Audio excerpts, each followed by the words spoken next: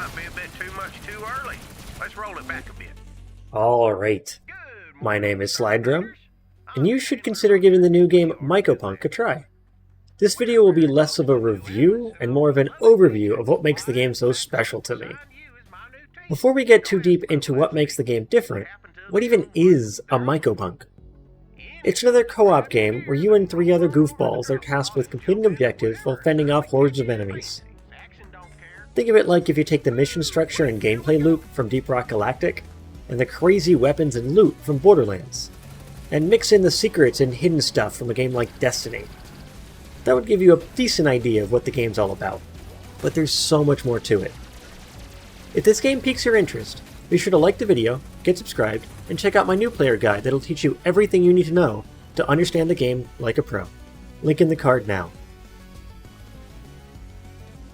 Let's start with the first thing you'll encounter, the enemies. While you can just shoot them and they'll die like anything you've fought before in other games, every single one of them is made up of individual parts, from armor, weapons, legs, shields, and more.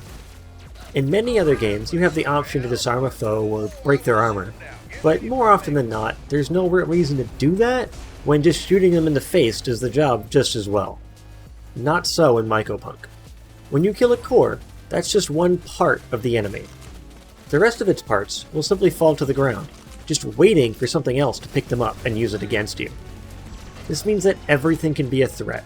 Even the smallest of enemies can pick up the largest and most powerful weaponry if not taken care of first. This takes target prioritization to the next level. It's not only about figuring out what are the priority targets in a massive horde, but what parts of the individual hostiles are most important to take out right away. I've never seen a game take modular enemies to quite this extent, especially when it has such a massive impact on the moment-to-moment gameplay.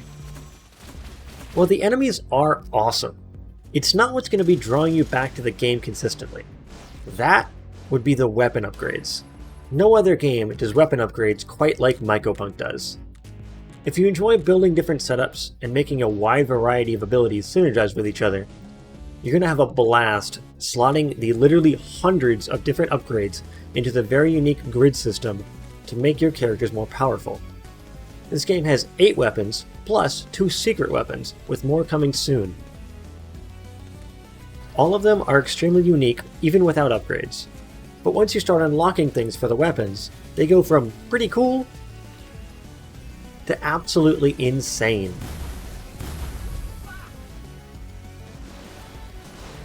Check out the link in the card now for how to unlock some of the secret weapons.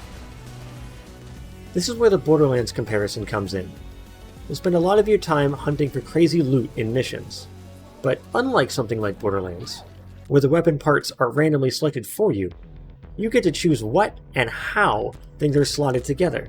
Each gun has about 30 unique upgrades each, and all of them can be combined and stacked with each other to create some wild combinations, even affecting stats from other weapons and equipment. You'll be spending a lot of your time in Mycopunk sitting in the loadout menu trying to find a way to squeeze in this one last upgrade you just got to take your build to the next level. That's part of the appeal. But it's not just weapons that have upgrade slots. Classes do too. Currently, there are 4, with more coming later. Each class has their own abilities that can be dramatically changed and used for different things with the same upgrade system as the weapons.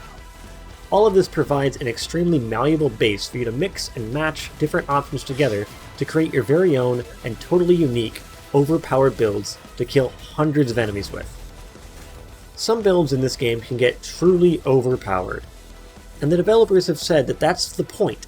They want you to break the game with this system. While we still have yet to see exactly how balance changes will be handled in practice, in my opinion, after seeing this first major balance pass, I have faith that they're going in a good direction. While recording this video, the developers have just announced that they've released a beta branch that is meant to test and get feedback for future balance changes. I have a feeling we're going to be closer to Rock Galactic and less Payday 2 when it comes to weapon balance. Just killing modular enemies with your crazy upgrades is already a pretty good start for a video game. But if that's all the game was, it would get stale relatively quickly. But of course, we also have missions. Currently, we have 6 major mission types, a whopping 30 mission modifiers, and 4 massive and varied main maps for you to play them all on. While the maps are mostly static and not randomly generated like you might be used to with something like Helldivers or Rock Galactic, the modifier system and other randomized elements give the game more than enough variety to keep them from getting samey even after 100 hours. Each map has multiple sub-biomes, and each mission has multiple variants on each of the maps. Every modifier in the game can also be stacked on top of each other to create some extremely unique situations. There's also a lot more to these maps than what initially meets the eye. The devs of this game are, by their own admission, huge Destiny nerds. That can be felt in a lot of aspects of the game, but most notably, the secrets. This is the thing that made me personally absolutely fascinated with this game. This game's secrets is the reason I came back to YouTube after a failed attempt to start this channel over 9 years ago. I already mentioned the secret weapons, but there's hidden bosses, secret crates all over the world, a bizarre set of upgrades that I'm still convinced had something else going on with them, and more. I already have videos on how to unlock all of it. Get subscribed so you don't miss whatever else these crazy devs add to the game. There's not just hidden stuff in the levels, but also in the hub area.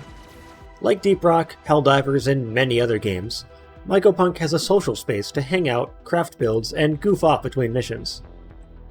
I'm honestly torn on which I like more, Deep Rock's rig or Mycopunk's hub.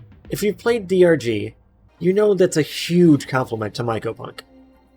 In the hub, you'll not only find what you'd expect like spawn rooms, test dummies, and of course a drop pod to select a mission, but you can also find an explosive dispenser, a makeshift PvP arena, tons of hidden data logs, and so many secret tunnels. My favorite is a large TV, which shows teasers for upcoming in-game events, and IRL videos of the dev team goofing off in roach costumes. That brings me to the best character in the game, your handler and mission control, Roachard. There's so much more to this character than just his love for legally distinct triangle chip, Saxitos. He's the voice in your head throughout your entire time playing Mycopunk. And while at first I was, lovingly, hostile to him similar to how I am with Mission Control and Deep Rock, I quickly began to actually love the guy.